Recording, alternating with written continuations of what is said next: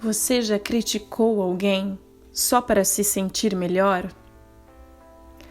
Você já criticou alguém só para não se sentir desvalorizado? Você já diminuiu ou pisoteou alguém só para não se sentir inferior? Eu sou a Joyce e esse é o tema do nosso podcast dessa semana. Eu acredito que todos nós já vivemos experiências com essa necessidade que a gente tem de pisotear os outros para se valorizar. E às vezes a gente pisoteia e às vezes a gente também é pisoteado. Eu queria compartilhar com você, eu queria abrir o meu coração. Para quem me conhece sabe que eu sou muito reservada, eu quase nunca falo muito da minha vida pessoal, eu não sou de postar muita foto, de mostrar o que eu faço. É uma característica minha, não estou dizendo que está errado ou que está certo, mas é um pouco eu. Eu sou reservada. E aqui eu conto algo muito íntimo, que eu falei para pouquíssimas pessoas. Na verdade, eu acho que minha mãe e meu irmão devem saber sobre essa história, mas é justamente isso que eu quero trazer nos meus podcasts, essa vulnerabilidade, porque às vezes a gente tem uma autossabotagem na gente em dizer que a gente não tem nada para compartilhar com o mundo, que a gente não está à altura, que a gente não é bom o suficiente. E, na verdade, as nossas experiências de vida, elas podem ajudar muito uma outra pessoa que está passando pela mesma situação e também nos fazer refletir, nos fazer pensar sobre certos comportamentos que a gente tem. Bom, essa necessidade de pisotear os outros para se valorizar, a gente pode até ver assim com uma certa normalidade, porque ela está bem instaurada na nossa sociedade, essa forma crítica de funcionar. Por exemplo, eu posso te dizer que eu já estive na posição da pessoa que critica a outra para se valorizar, exatamente em pontos como ver uma mulher muito bonita e tentar achar um defeito nela para não se sentir tão atrás, para não se sentir a última da fila. E principalmente se eu tivesse o meu companheiro da época que elogiasse essa mulher, eu ia falar, não, pera, vamos procurar uma celulite, vamos procurar uma estria, ou então até uma característica da personalidade da pessoa, para não se sentir a última, para não se sentir desvalorizada de alguma forma.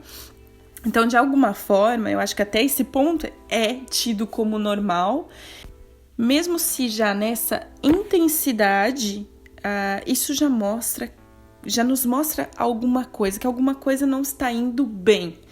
E eu vou explicar o porquê. Mas eu acho que esses micros comportamentos também, eles podem nos levar muito longe. E é justamente isso que eu vou compartilhar com você, essa história que eu vivi. Então, o que eu queria dizer para você, justamente que esse comportamento quer indicar, é que ele indica uma grande falta de autoconfiança e uma grande falta de autoestima e, às vezes, até autoconfiança pela pessoa que critica. A pessoa que está nesse papel de criticar o outro para se valorizar é porque ela não se valoriza. E ela também tem uma tendência de viver na dependência afetiva, ou seja, eu dou o poder ao outro de dizer o meu valor. Então, essa pessoa ela vive numa dependência emocional muito grande de precisar escutar do outro, de ver do outro que ela é valorizada, que ela é, vamos dizer, a melhor, mais bonita, mais isso, mais aquilo.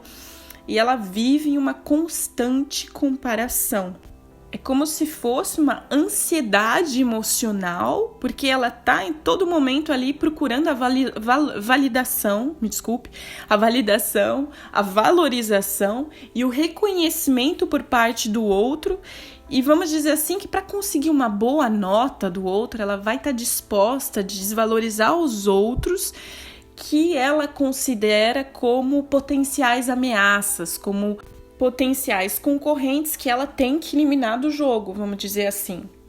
Então aí a gente deu um exemplo mais natural, vamos dizer assim, que a gente encontra na nossa sociedade, mas eu queria levar esse comportamento, esse pequeno comportamento presente aí todos os dias ao extremo, para que a gente possa ter consciência de se a gente não se disciplina na nossa convivência, na nossa forma de ser, na nossa forma, se a gente não é atento aos nossos comportamentos, até onde isso pode nos levar.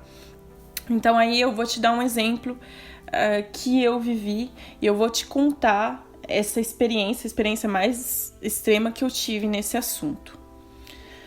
Então, era meu primeiro emprego de carteira assinada, eu tinha acabado de completar o ensino médio, estava super animada, eu tinha passado um processo seletivo, difícil porque tinham muitos outros candidatos, eu era com certeza menos experiente, mas isso não impediu que a empresa me contratasse, foi até um pouco uma surpresa, porque eu não estava esperando que eu fosse contratada. Então eu fui contratada para um emprego de recepcionista numa empresa X, e eu era muito inocente na época, eu tinha acabado de completar meus 18 anos, eu não conhecia nada do mundo profissional, e foi aí que eu me encontrei vítima de assédio moral. No começo eram pequenas críticas leves, de forma assim que eu não me levava a pensar que era alguma coisa demais, que fosse alguma coisa demais e que eu poderia levar isso no banho-maria, vamos dizer assim. E eu achava também que fosse a forma que a pessoa funcionasse, que ela se comunicava assim dessa forma meio desajeitada comigo. Até o tempo que isso foi progressivamente mudando e você não se dá muito... Você se dá conta e ao mesmo tempo não se dá conta, porque é progressivo. Até o tempo que ela começou a chegar para mim com frases extremamente agressivas, do tipo, essa menina é drogada, essa menina cheira, essa menina é bem burra, coisas assim. E a última etapa, assim, que eu vivi com essa pessoa, ela passava de setor em setor e fazendo para todo mundo ouvir, me humilhando. Então, assim, eu suportei essa situação por mais de 6 meses e eu tava num estado tão de choque que quem colocou um fim no meu contrato com essa empresa foi minha mãe, porque um dia ela veio almoçar comigo. Ela viu que eu tava chorando muito, que eu tava numa crise de pânico e eu não queria voltar pro período da tarde para trabalhar. E ela simplesmente foi na empresa. Beijo, mãe. Ela é minha fã número 1, eu sei que ela tá escutando. E até agradeço a minha mãe, porque ela agiu no momento que eu tava sem forças total para ter uma reação. Porque a gente vai falar justamente de pessoas manipuladoras mais pra frente. É como se essa pessoa ela te envolvesse numa teia de aranha e você não vê soluções óbvias. Você acha que você é prisioneiro dessa situação. Minha mãe me mostrou muito bem que a gente podia sair, terminar o contrato e pronto. E terminar com todo aquele pesadelo. Então... foi uma experiência traumatizante e foi uma experiência que desencadeou uma grande crise ansiosa, claro que não foi devido unicamente a essa experiência, mas ela tinha uma carga muito negativa, ela foi uma carga muito negativa, essa primeira experiência de trabalho. E somada às feridas que eu tinha já para curar da relação que eu já falei para vocês, uma relação com meu pai, foi como a cereja do bolo que me fez chegar ali, que me fez tocar o fundo do poço. Na verdade, nessa altura eu não compreendia o que era aquilo, o que eu estava vivendo. Mas eu simplesmente não podia ir para uma lanchonete que eu começava a suar frio, eu não conseguia falar, eu tinha como se fosse uma sensação de sufocamento. Eu tinha uma impressão que eu ia morrer, eu suava frio. E eu nunca tinha vivido algo parecido. E foi quando que eu me dei conta que eu era prisioneira numa situação dentro da minha mente. E eu fui procurar ajuda psicológica. Eu fui diagnosticada com crises severas de pânico. E tudo isso com apenas 18 anos. Aliás, eu sou grata a mim mesma por ter tido a força de procurar ajuda psicológica, ter encontrado boas pessoas, bons profissionais. E eu quero te encorajar, se você está numa situação difícil, se você está numa situação que você se vê prisioneiro, isso não é normal, que você se vê prisioneiro de você mesmo, de uma situação, de uma angústia, isso não é normal, você precisa falar com alguém, psicólogo tá aí para isso, coach tá aí para isso, psiquiatra tá aí para isso. E eu não tenho vergonha nenhuma de dizer que eu passei 6 anos da minha vida fazendo terapia intensiva justamente para me livrar da ansiedade, do pânico e também para curar feridas profundas que todos nós temos, principalmente se a gente tem uma infância conturbada, que era o meu caso. Embora não fosse culpa de ninguém, as coisas só são como elas são. E eu até no final eu brinco que depois de 6 anos de terapia eu já tô com o meu diploma. E eu queria aproveitar e mandar um beijo para as minhas 2 psicólogas, se elas estão me ouvindo, elas vão com certeza se identificar aí. Enfim, por que eu tô dizendo tudo isso para você? Primeiramente já para te mostrar qual é o extremo que esse comportamento, esse pequeno hábito pode te levar a fazer. E a segunda coisa, te dizer que a pessoa que mais sofre na história geralmente não é a vítima. Sim, para mim foi uma gota d'água, eu sofri muito, mas isso me permitiu descobrir coisas novas, boas coisas. Eu acho que isso me levou justamente a procurar uma ajuda psicológica que eu já precisava por conta dessas situações vividas na minha infância. Mas eu não considero que eu sou a pessoa mais lesada na história. Porque quando eu penso na minha vida, quando eu penso na situação dessa pessoa, eu sei, por exemplo, que essa pessoa ela continua na mesma empresa, no mesmo cargo. Eu soube que não era a primeira e nem a última, e não fui a última a viver essa situação com ela. Ou seja, não que eu estou dizendo que a minha vida é mais interessante que a dela, não é nada disso, porque eu sou livre da comparação. Então, o que eu quero dizer é que essas pessoas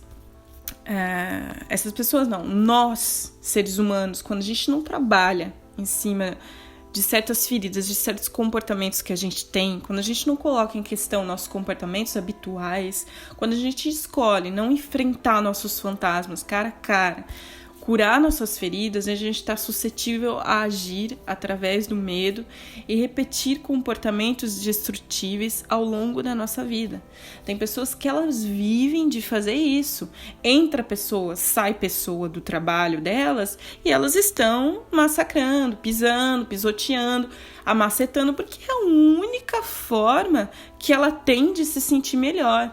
Eu imagino como deve ser difícil, como deve ser sofrida a vida de uma pessoa, que a vida interna, a situação interna dela, para que ela encontre um certo prazer, eu não diria prazer, mas é a única forma dela ter acesso a uma valorização, a uma validação do que ela é, pisando em cima de outras pessoas, apagando a luz e o brilho de outras pessoas.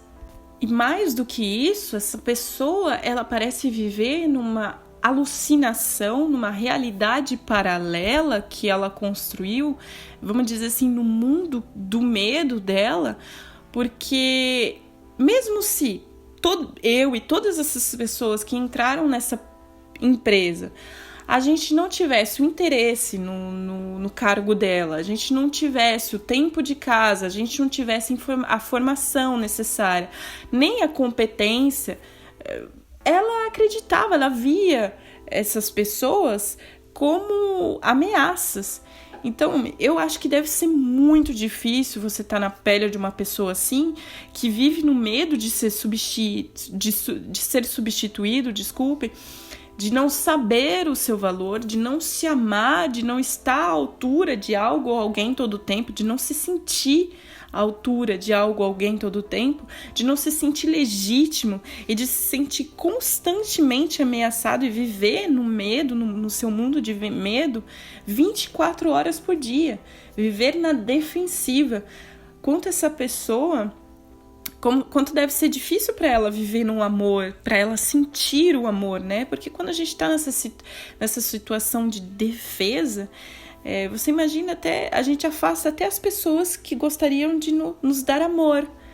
Porque essa pessoa justamente ela chega te oferecendo amor, e como você está essa situação de defensiva 24 horas por dia, você acha que todo mundo é uma ameaça, que todo mundo tá ali pra te passar uma rasteira, pra isso ou aquilo. Às vezes isso também tá relacionado já a uma experiência traumática no passado dessa pessoa, a gente não sabe. E mais uma vez, tudo isso é para compreender e não para justificar esse comportamento que não tá correto de forma nenhuma. Então, assim, mais uma vez, todos nós estamos suscetíveis a ter esse comportamento de ver as pessoas como ameaças, de querer passar por cima das pessoas, principalmente em assuntos que a gente não domina, em lugares ou com pessoas que a gente não se sente totalmente à vontade, que a gente não se sente confiante. Isso vai variar também em diferentes graus de intensidade. Mas o perigoso disso tudo e o que eu quero alertar aqui é que a gente está permitindo de ser controlado pelo sentimento de medo e insegurança, né?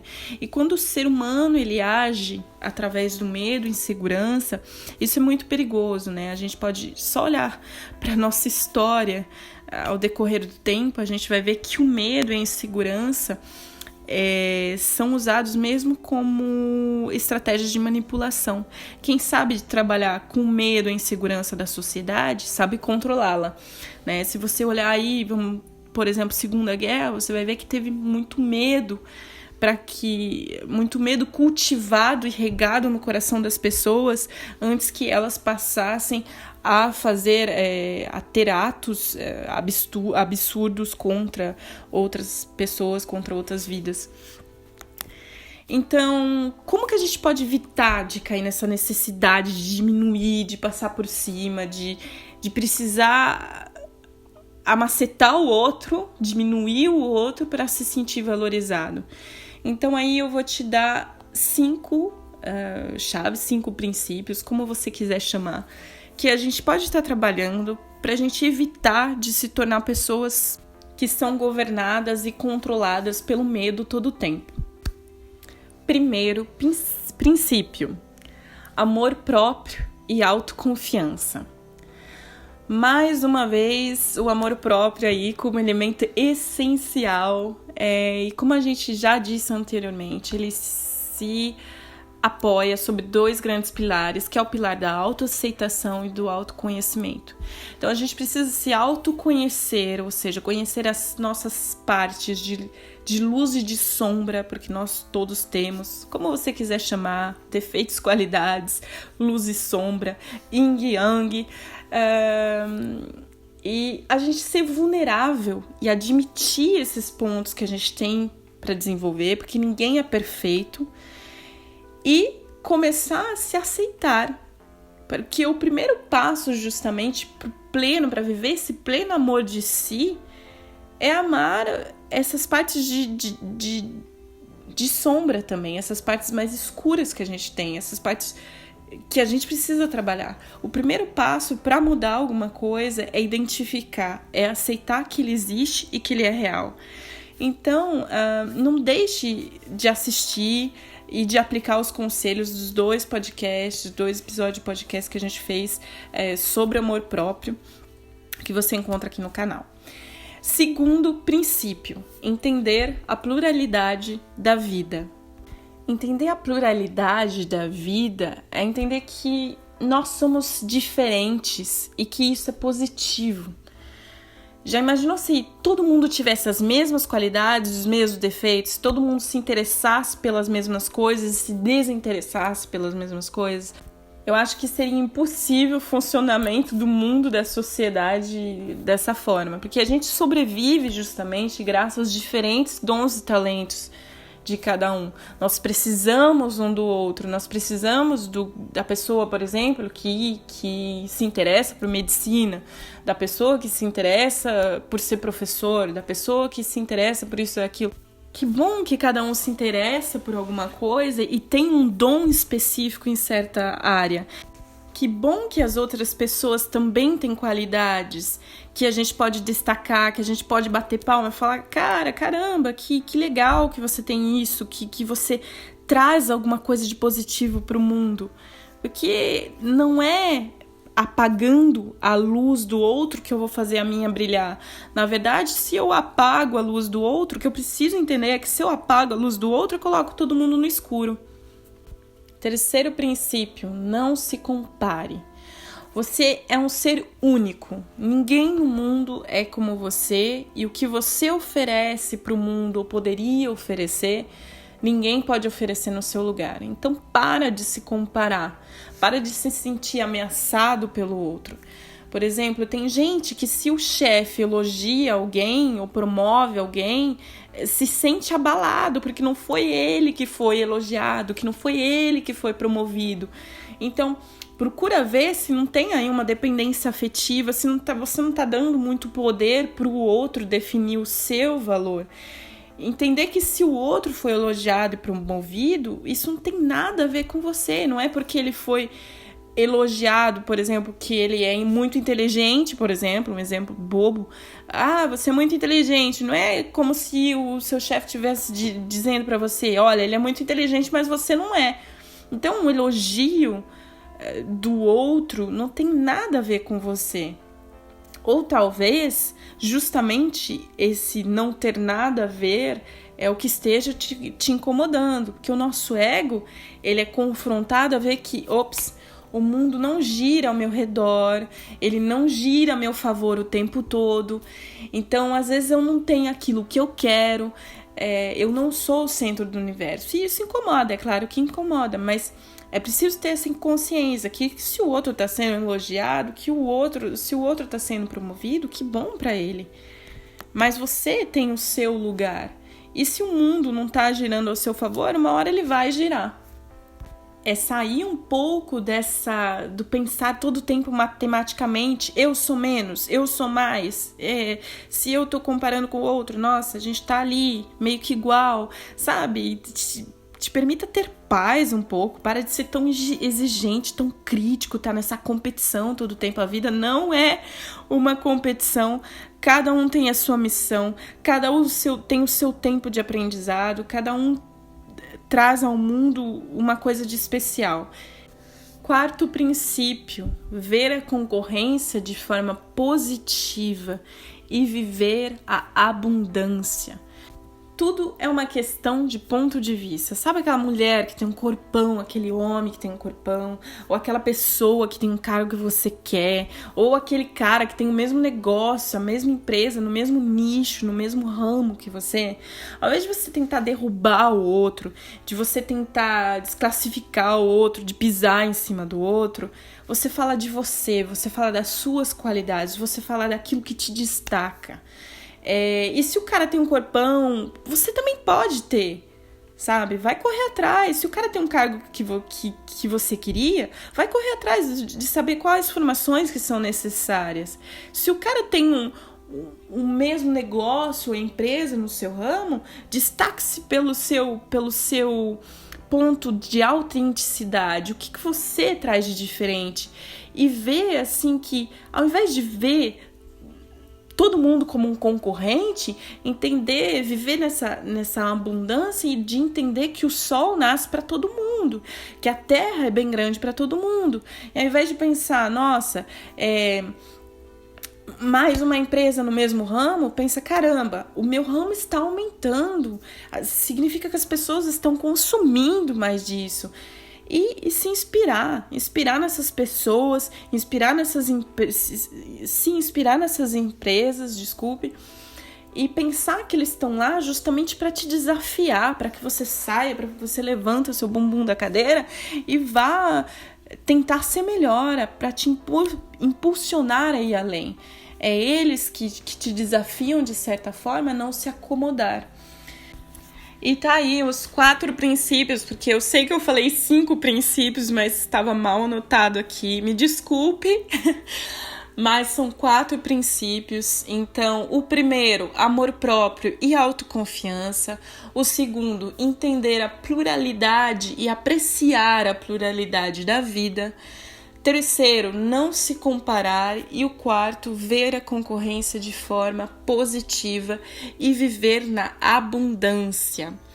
Eu espero que todas essas dicas possam te fazer repensar sobre certos aspectos, sobre certos comportamentos que a gente tem, a identificar certos comportamentos em outras pessoas também. Se você está vivendo, se você está passando por essa situação, eu espero que depois, com esse podcast, você possa compreender melhor o que leva as pessoas a reagirem, a agirem dessa forma com a gente. É o puro medo, é a pura falta de autoconfiança, é a pura falta de amor próprio. Então, são feridas profundas que todos nós temos. E sim, incomoda. E eu espero ter te ajudado. Não deixe de se inscrever no canal, não deixe de se inscrever no meu site. Eu vou disponibilizar um conteúdo só para quem é inscrito do meu site, logo. E eu espero que isso tenha te ajudado, que você possa estar compartilhando com pessoas que você acha que estão precisando. Eu acho que o mundo precisa de amor, nós precisamos de amor, nós precisamos ter mais atenção, mais responsabilidade nos nossos pequenos atos e pensar em quanto a gente pode ferir as pessoas e quanto a gente pode estar se ferindo também. Saber justamente que os sentimentos, eles não são biodegradáveis, né? Sentimentos, eles estão lá, e se a gente não os recicla, se a gente não faz todo um trabalho interior, eles ficam lá. E é por isso que pessoas feridas ferem, porque é todo um sistema interior que tá gritando ali por ajuda, que está, de certa forma, todo desorganizado, em busca de equilíbrio. Então, eu espero que você possa compartilhar também essa mensagem com quem você acha que precisa escutar. Não deixe de deixar seu like, seu comentário, sua sugestão é muito bem-vinda. Muito obrigada pela sua atenção, uma ótima semana e tchau, tchau. Até a próxima.